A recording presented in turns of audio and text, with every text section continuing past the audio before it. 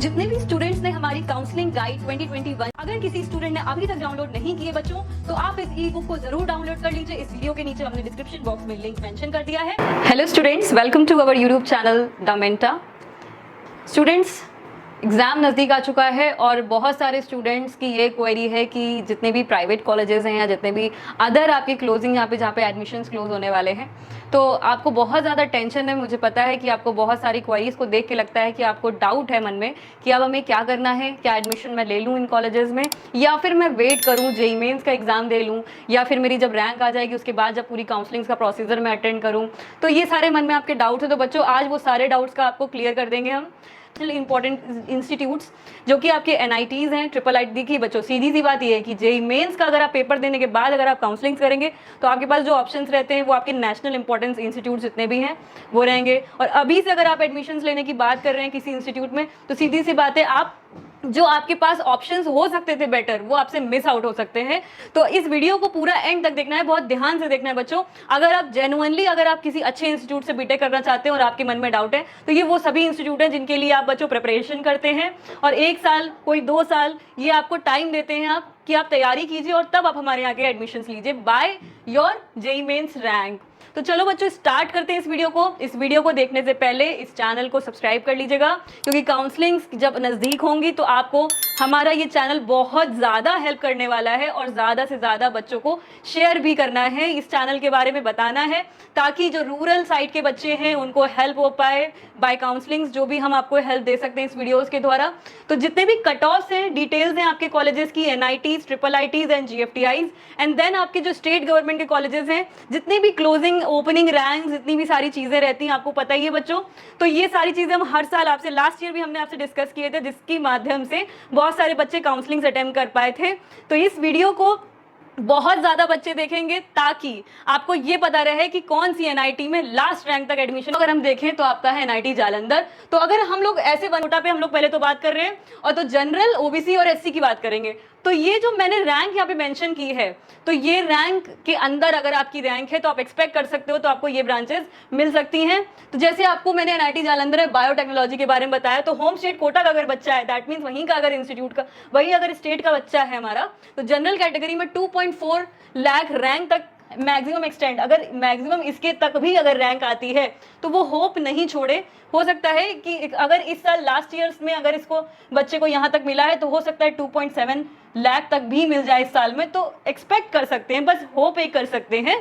तो इस वीडियो को बस बनाने का पर्पज़ यही था बच्चों कि आपके जो डाउट्स हैं कि मैं एनआईटीज़ के लिए, ट्रिपल आईटीज़ के लिए वेट कैसे कर पाऊँगा, तो इस तरीके से आप ये स्टैट्स देखने के बाद आप अपना डिसीजन ले सकते हैं कि मुझे में अगर हम देखें तो 5 लाख तक का बच्चा होम स्टेट कोटा का है तो यहाँ पे एडमिशन्स ले सकता है लास्ट तक।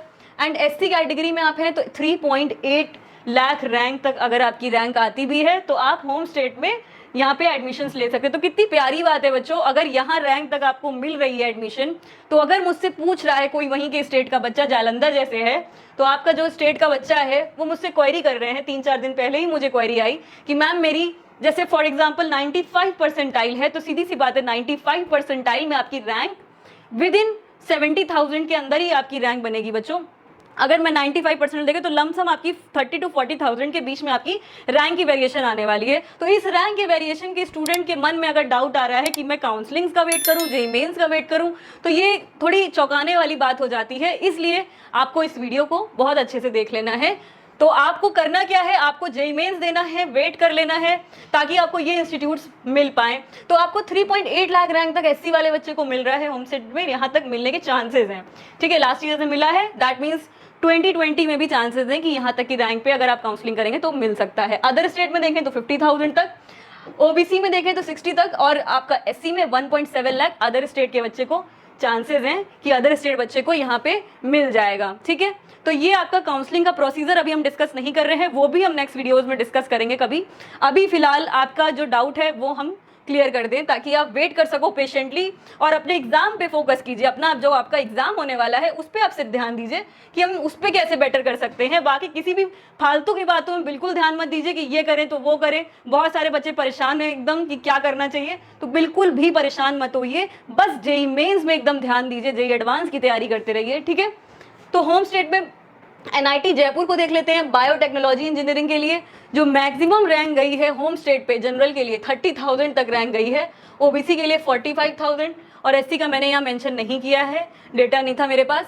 अगर हम देखें अदर स्टेट के लिए तो 35,000 अदर स्टेट के लिए, ओबीसी में 50,000 के आसपास एंड 1.3 लाख अदर स्टेट वाला बच्चा एडमिशन ले सकता है किसमें, बायोटेक्नोलॉजी इंजीनियरिंग ब्रांच में एनआईटी जयपुर में। तो ये बहुत ही अच्छी बात है। ये रैंक, ये जो एनालिसिस है मैक्सिमम जो ये रैंक्स मैं आपको बता रही हूँ, इसको आप बिल्कुल माइंड में सेट कर लीजिए और फिर तैयारी कीजिए जेईई मेंस की। देखिए आप कैसे नहीं मेहनत करते हो, कैसे नहीं अपनी रैंक को। भोपाल आ गया भाई, तो एनआईटी भोपाल में material science and metallurgical engineering में मिला हुआ है।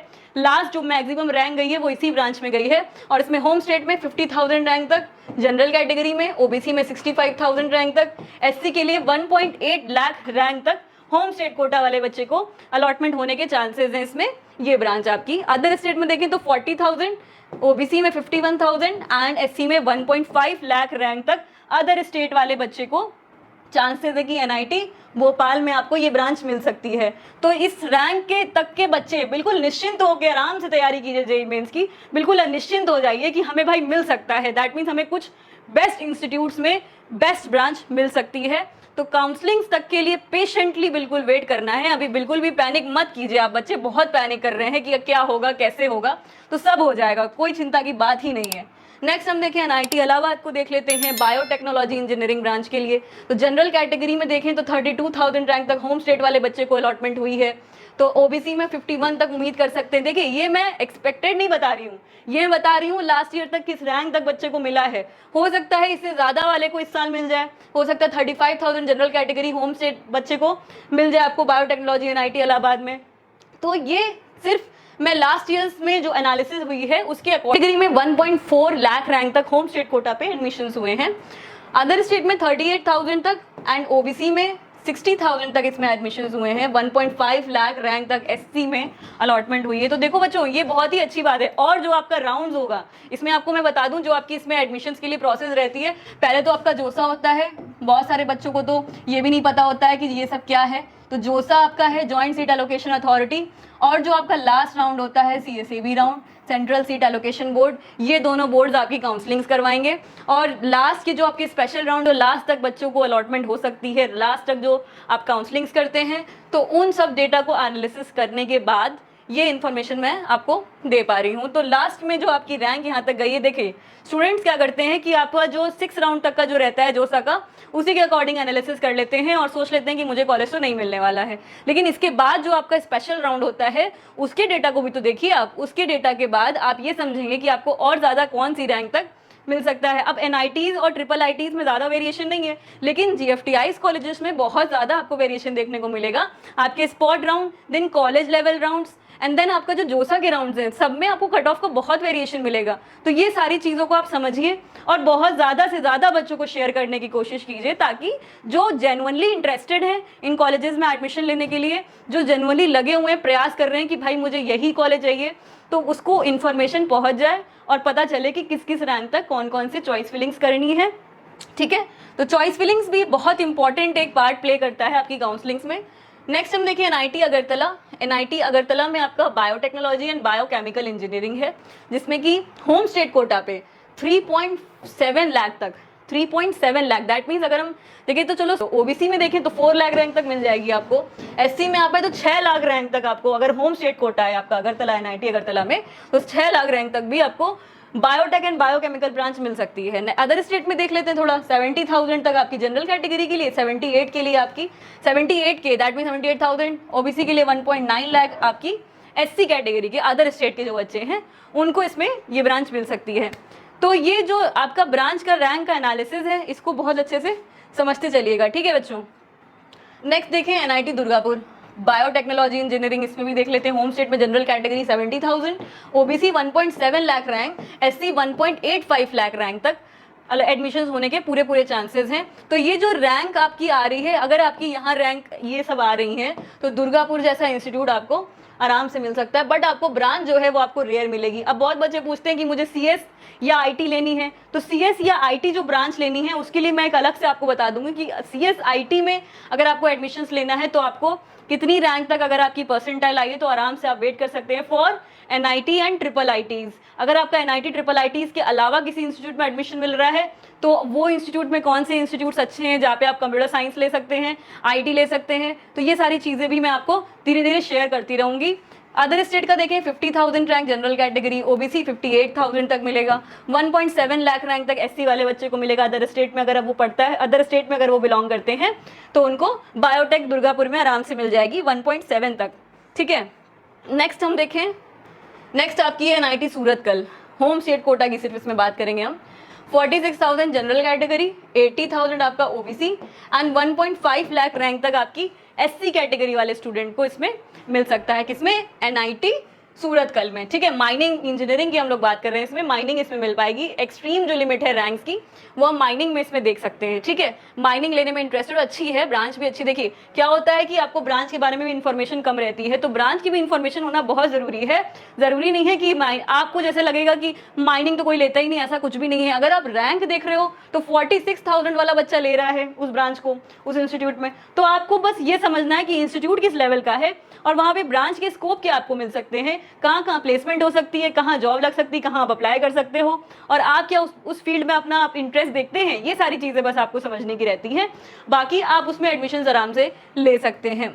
एंड तो मैकेनिकल ब्रांच में होम स्टेट में 37,000 तक बच्चों मिलने के चांसेस हैं, OBC में 41,000 तक, अदर स्टेट के अगर आप बिलोंग कर रहे हैं तो 35,000 तक मिल जाएगा और 42,000 तक आपको मैकेनिकल मिल जाएगा। NIT पटना की हम लोग बात कर रहे हैं, तो NIT पटना इंस्टीट्यूट में ज़्यादा रैंक तक नहीं मिलने के चांसेस हैं, सीधी सी बात है, बट इतनी रैंक तक आपको चांसेस है कि आपको इसमें ये ब्रांचेस अलॉटमेंट हो सकते हैं। स्टूडेंट्स, ये हमने जितने भी NITs की बात करी है, तो NIT रायपुर में अगर हम लोग देखेंगे तो NIT रायपुर में काफ़ी ज़्यादा ब्रांचेस हैं, और ज़्यादा ब्रांच में आपको जो लास्ट में जो आपको मिल सकती है बच्चों, बायोमेडिकल इंजीनियरिंग है। बायोमेडिकल इंजीनियरिंग आपकी यहाँ पे अच्छी ब्रांच मानी जाती है, स्कोप भी अच्छा है, प्लेसमेंट भी अच्छा रहता है। तो इसका हम थोड़ा सा देखें, अगर होम स्टेट कोटा पे 1.1 लाख रैंक तक जनरल वाले बच्चे को मिलने के पूरे चांसेस हैं बच्चों। OBC में 1.5 लाख रैंक तक मिलेगा, SC में भी ज़्यादा रैंक तक मिलता है, बट मैंने यहाँ पे भी डेटा एक्यूरेटली नहीं मेंशन किया है। अदर स्टेट में देखें तो 70,000 तक रैंक पे आपको मिलने के चांसेस हैं जनरल में, 75,000 पे आपका OBC। एंड मैं आपको SC का अगर डेटा दूं, क्योंकि लास्ट ईयर मैंने आपको एक वीडियो भी शेयर किया है हमारे स्टूडेंट का जो कि SC कैटेगरी का बच्चा था, तो उसको SC कैटेगरी में आपकी 1.85 लाख रैंक CRL होने पे उसको NIT रायपुर में ब्रांच मिल गई थी बायोमेडिकल। तो आपकी यहाँ पे ब्रांच उसकी 1.85 लाख रैंक तक उस बच्चे को, स्टूडेंट को मिला हुआ है। तो हम अदर स्टेट का अगर हम देखें तो NIT रायपुर में आपको 1.85 लाख रैंक पे अदर स्टेट पे, अगर अदर स्टेट के आप बिलोंग करते हैं तो आपको इतनी रैंक तक मिलने के चांसेस हैं। तो ये तो हमारा एनालिसिस किया हुआ डेटा, और हमने जो बच्चों को काउंसलिंग्स की है, हेल्प किया है, गाइड किया है, तो उसके हिसाब से ये सारा एक्यूरेटली पूरा हमने आपको इन्फॉर्मेशन दे पाए हैं कि ये रैंक तक आपको चांसेस लास्ट ईयर्स में मिला है। दैट मीन्स इस साल भी आपको उम्मीद कर सकते हैं, अगर लास्ट ईयर इस बच्चे को 1.85 तक मिल गया है तो ये मेल कैंडिडेट था, फीमेल भी नहीं था। अगर फीमेल कैंडिडेट हो गए तो आपका ये रैंक ज़्यादा हो जाएगा, इंक्रीज 2 पॉइंट अगर हम माने तो इसमें 2 लाख तक आराम से इसमें मिल जाएगी अदर स्टेट होने पे भी SC कैटेगरी में। तो ये सारी चीज़ें, ये information branch wise then category wise, ये सारी चीज़ें आपको समझनी पड़ेंगी बच्चों। वीडियोस के माध्यम से हम जितनी इन्फॉर्मेशन दे सकते हैं वो सब हम देंगे, बाकी ई बुक में मेंशन कर रखी हैं सारी चीज़ें। अब ई बुक को भी समझने का एक तरीका है। अब ई बुक में बहुत सारे बच्चों को डाउट्स आ रहे हैं कि मुझे ये समझ में नहीं आ रहा है कि मुझे आपका कट ऑफ का ये जो डिटेल है मैम, ये कैसे होगा, ये सब चीज़ें। तो आप उस ई बुक को अच्छे से पहले समझ लीजिए, और ई बुक में कोई डाउट आता है तो आप हमें कॉन्टैक्ट कर सकते हैं, हमें मेल भी सेंड हो। ये आपकी काउंसलिंग्स में हेल्प करने के लिए है। नीचे आपको बच्चों बस कुछ नहीं करना है, अब आपको बस ये बताना है कि आपका क्या NITs का डाउट क्लियर हो गया है। अगर आपका NITs का डाउट क्लियर हो गया है इस वीडियो को देखने के बाद, तो आप इसमें कॉमेंट कीजिएगा, यस मैम मैं NITs के जो लास्ट कट ऑफ्स हैं वो मैं समझ चुका हूँ या समझ चुकी हूँ। अब मुझे नेक्स्ट IIIT या फिर ब्रांच वाइज, या फिर आपको किसी GFTI, या फिर आपको किसी other state government colleges, channel को सब्सक्राइब भी करना है।